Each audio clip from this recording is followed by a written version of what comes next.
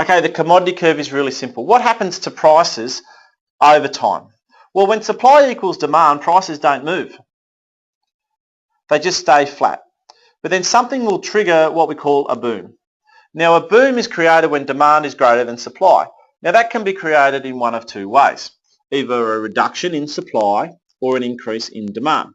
Now, for example, when Cyclone Larry wiped out all of the bananas in Queensland, what happened to banana prices? They went up. Why? Did more people want to eat bananas? No, demand was the same, but supply was reduced. So the people who had bananas to sell knew that they could charge more, so they put the price up. New Zealand earthquake, Christchurch earthquake. What do you think happened to real estate prices? Did they go up or did they go down? Most people would think they went down, but actually real estate prices in Christchurch went up. The properties that were destroyed were of course worthless, but the properties that survived then became highly valuable because more properties were destroyed than people died. Not that many people actually died, but all of those people who had their houses destroyed then needed somewhere to live, so the houses that survived became quite precious and valuable, and house prices went up. What will happen when a boom occurs though is whoever makes that commodity, as the prices start going up, they'll start making more to cash in on the boom.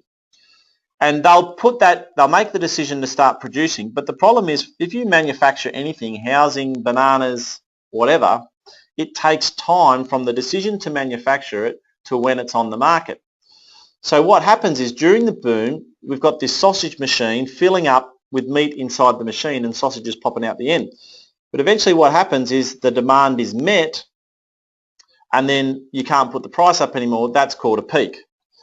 But that supply that we were committed to production then is still in the pipe, still coming through, and it temporarily floods the market. And this is what we call a correction, where supply is greater than demand. Now, as soon as prices stop moving, they'll stop initiating production on whatever the product is.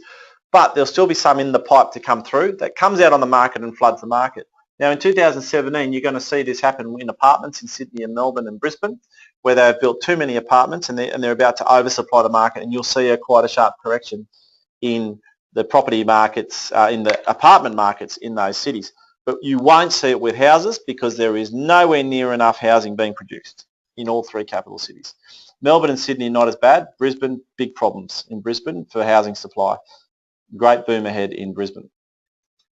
All right, key point to note is after this correction, which today, tonight in the current affair we'll call a bubble bursting, but it's just a correction, the price is still much higher than it was at the beginning of the last cycle. So property investors, savvy property investors know that this is going to happen, and when it happens they're not surprised and they don't have a dummy spit. They just fully expect it and they just hang on to the property. Hi there, I hope you enjoyed that.